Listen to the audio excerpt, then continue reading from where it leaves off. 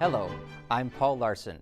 Author Sandra Weber of Lansdale, Pennsylvania has spent many summers in the Adirondack region of New York State, and she's written several books about the wilderness and history of the area. In this author visit, Weber joins us via Skype to talk about Adirondack Roots. It's a book she compiled by gathering up her own writings of previously published chapters and magazine articles. What's the significance of the title Adirondack Roots? Roots has two meanings to me why I picked it. One is that most of the material in this book is historical, and so it talks about people's roots, their history, their families, their contributions to the Adirondacks.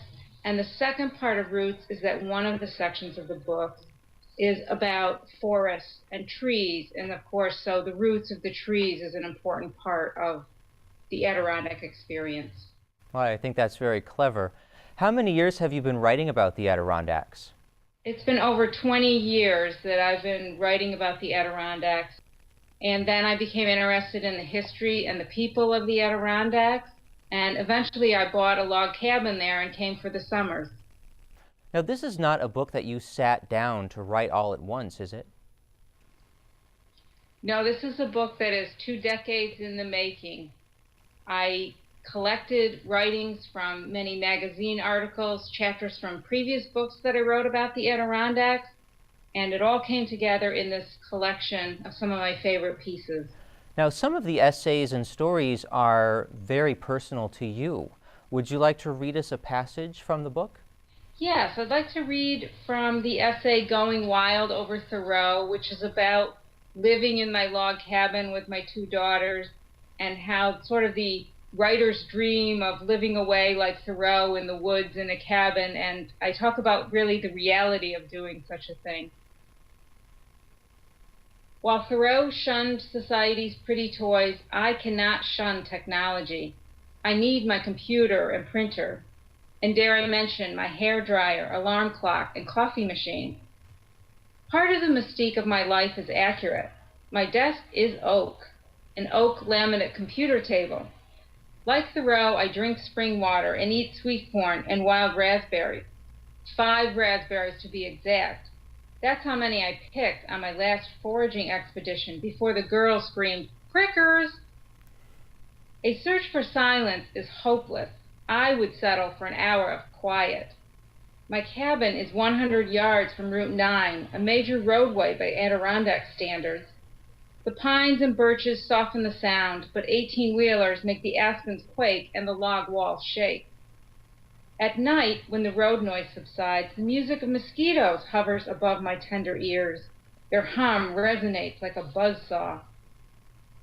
Some days I stare out the window, pondering the mysteries of no-see-ums and the subtleties of composting toilets. Other days, I spend pleasant hours listening to the rain on the tin roof, accompanied by 27 verses to Itsy Bitsy Spider. At day's end, I echo Thoreau, and lo, it is evening, and nothing memorable is accomplished. So you are not idealizing, you're actually painting an accurate picture of your life in that log cabin. Yes, and all my friends there, the carpenter ants, the squirrels, the mice, the deer. Your book has some trail tales in it. What are these?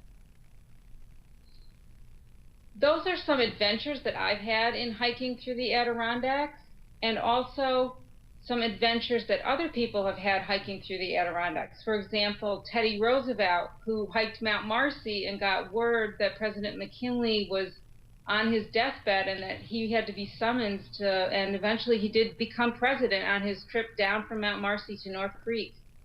Teddy Roosevelt, such a fascinating historical figure, and I understand that you've actually lived some of the history that you've written about.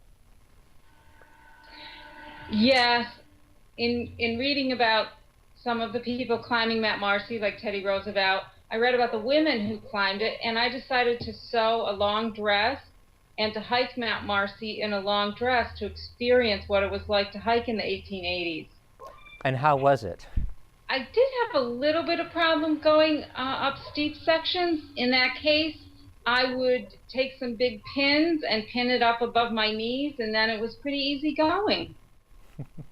Well, you talk about mountain summits in your book, and in particular, how some of the mountains got their names. Yes, the Mount Joe was actually named for a woman named Josephine, and that story is one of the most romantic stories in all of the Adirondacks, I think. Henry Van Hovenberg actually named it Mount Joe and built a huge Adirondack lodge there, and it was in honor of Josephine, who, the story goes, jumped over Niagara Falls and fell to her death. Surprisingly, I started researching that far-fetched story, and it actually turned out to be true. That is very interesting, and it's not something that everybody knows, even the people who live here. Have you actually climbed all of the 46 high peaks? Are you a 46er yourself? I am finally a 46er myself. I'm number 5227. And my inspiration there was Grace Hudowalski, the first woman to climb all the 46 peaks. Part of the reason that I research women is that I have two daughters. And so in part of educating them about the Adirondacks was to find some women heroes for them, some women for them to look up to and emulate in the Adirondacks. Well, besides women, it seems that you also find the forest and the wilderness very inspiring in the Adirondacks. What is it about the nature of the Adirondacks that draws you? I find that when I especially go hiking or canoeing or snowshoeing through the High Peaks region in particular, it's a sense of remoteness that I don't feel anywhere else, a sense of disconnect with civilization, to really just get into a rhythm with myself and with, again, the trees, the animals, the foliage around me. And it's something I really don't experience anywhere else except in the Adirondacks.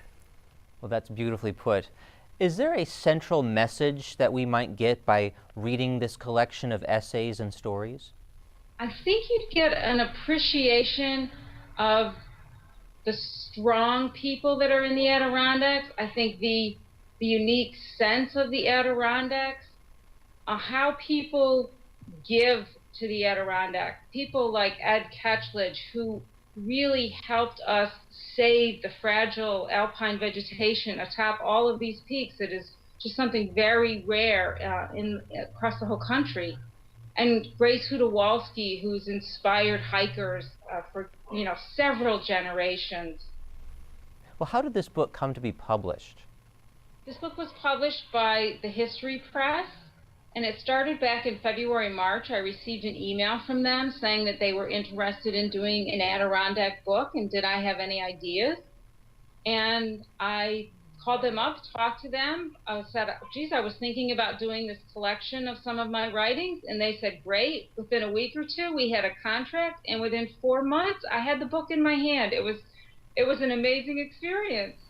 Well, that's fascinating. Here you have an idea already in mind for a book, and you already have the essays and stories written, and all of a sudden a publisher emails you wanting just such a book. Yeah, that's really amazing. That is a writer's dream come true, yes. So that's not how it always happens. Absolutely not. No. Well, I appreciate your telling your stories today with us. Thank you very much. Thank you for having me. Author Visits is a production of Mountain Lake PBS. For more information about authors and their books, head to the Author Visit section of our website at mountainlake.org.